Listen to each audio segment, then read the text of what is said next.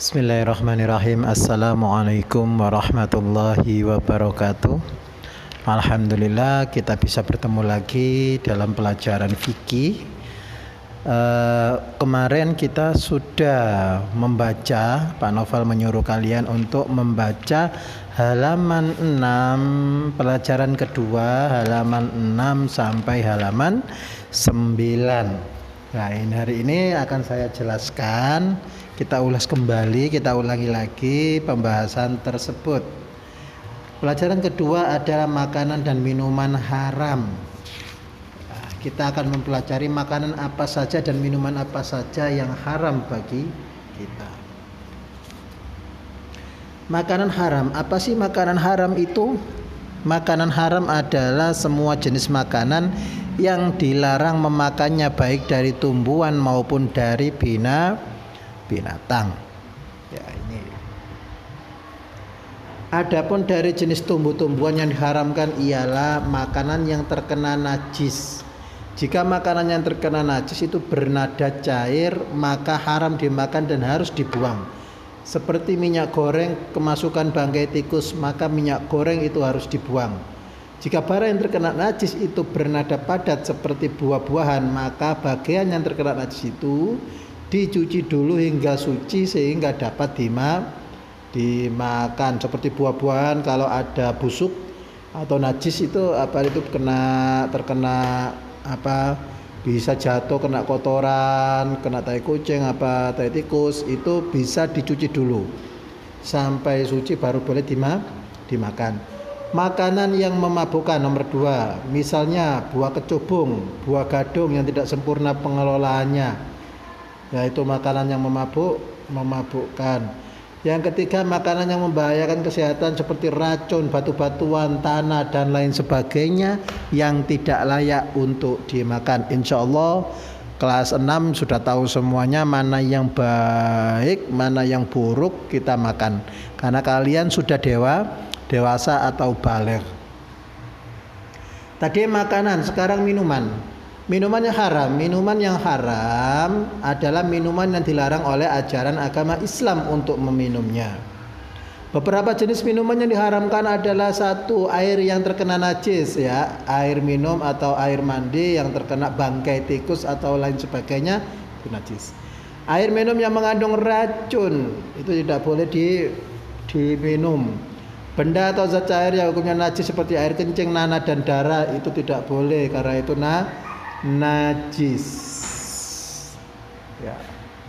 Dan yang terakhir adalah minuman yang memabukkan baik sedikit mau banyak seperti arak, tuak, ciu, ganja, whisky, narkotik, morfin dan bentuk pil ekstasi, pil setan seperti pink, purple, megadon dan sebagainya, banyak sekali. Ya, apalagi yang di sini yang di Padak ini ada juga yang anak-anak muda dimanapun di Indonesia ini, utama di Gresik ini, biasanya itu tuak, itu yang bahaya, ya, sering sekali diminum, apalagi di dalam Gresik ini. Dalam keadaan darurat maka kita dibolehkan memakan atau meminum barang yang diharamkan yang tidak membahayakan jiwa. Yang dimaksud dengan darurat yaitu apabila mengkhawatirkan kematian dirinya. Dalam keadaan demikian maka kita dibolehkan makanan haram. Maksudnya itu kalau emang itu kita mau meninggal atau sekarat, ya, kecuali kalau kita memakan itu untuk obat itu diperbolehkan. Ya. Sebab dalam surat Al-Baqarah, barang siapa yang terpaksa bukan karena menentang maupun melebihi batas maka tidak berdosa memakan yang diharamkan. Allah Maha Pengampun lagi Maha Pengasih. Syarat keadaan darurat. Apa sih syaratnya kok menjadi darurat itu? Yang pertama, darurat terjadi bukan direncanakan. Darurat emang benar-benar darurat, bukan direncanakan. Ya, direncanakan seakan-akan dibuat supaya kita ini sakit biar kita memakannya, itu tidak boleh, itu direncanakan. Tidak ada jalan lain untuk mendapatkan yang halal. Ini kebanyakan orang-orang yang di mana itu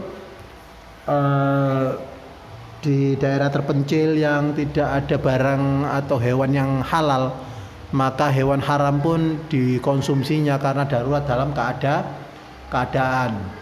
Adanya ancaman bahaya kematian bila tidak memakan barang haram yang ada seperti tadi sebagai untuk obat.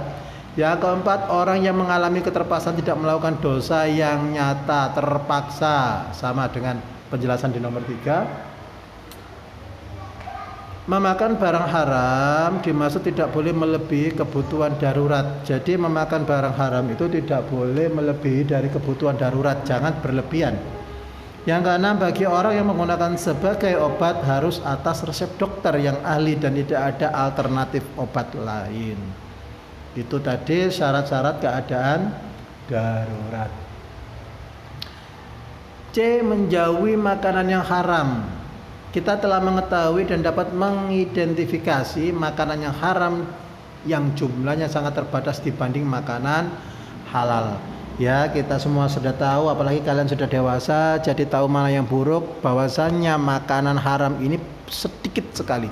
Masih banyak sekali makanan yang halal buat kita konsumsi. Setelah mengetahui makanan mana yang diharamkan, maka kita harus menjauhinya. Menjauhi makanan haram itu sebagai bukti ketaatan kepada Allah. Itu bukti bahwasanya kita ini taat kepada Allah, kita menjauhinya. Sebagaimana melaksanakan perbuatan yang wajib adalah bentuk ibadah kepada Allah. Sebagian yang di luar Islam menanyakan, apa gunanya? Kan banyak yang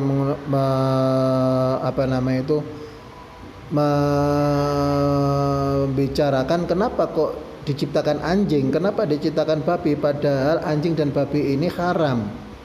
Ya, jangan berpikir begitu, karena Allah sudah ada rencana menciptakan barang haram, makanan haram itu biar kita ini lebih taat kepada Allah. Kalau kita taat kepada Allah, kita akan tambah pahalanya. Semua aturan Allah dalam agama bertujuan melindungi manusia dalam hal-hal berikut: melindungi kaidah, melindungi jiwa, melindungi akal, melindungi harta milik, melindungi keturunan. Itu banyak sekali ya aturan-aturan Allah yang tujuannya ini banyak sekali untuk melindungi. Yang terakhir, menjauhi minuman yang haram. Kita telah mengetahui bahwa minuman yang diharamkan artinya apabila kita meminumnya maka kita berdosa. Tetapi apabila kita ingin meminumnya tetapi berhubung haram hukumnya, kemudian kita paksakan diri untuk tidak meminumnya karena Allah melarangnya, maka kita akan mendapat pahala. Dalam menggunakan tempat minum, kita harus tahu persis bahwa gelas, cangkir atau botol lain-lain yang digunakan dalam keadaan suci. Ya, tempat juga harus kita lihat, nak. Jangan cuma airnya saja, airnya suci, ternyata tempatnya yang kita buat minum ini kotor atau najis, itu tidak boleh, sama saja. Apabila tempat minum itu najis, maka minuman kita dituangkan menjadi najis pula dan haram diminum. Kita harus berhati-hati dengan banyaknya merek minuman baru. Bila belum mengenalnya, apabila lihat komposisinya, bahan-bahan yang terkandung dalam minuman itu, apabila terdapat di dalamnya unsur alkohol, maka minuman itu haram hukumnya. Ya, itu tadi penjelasan yang seperti kalian baca kemarin. Ya, tugas hari ini yaitu latihan soal halaman 9. Ya, 1 sampai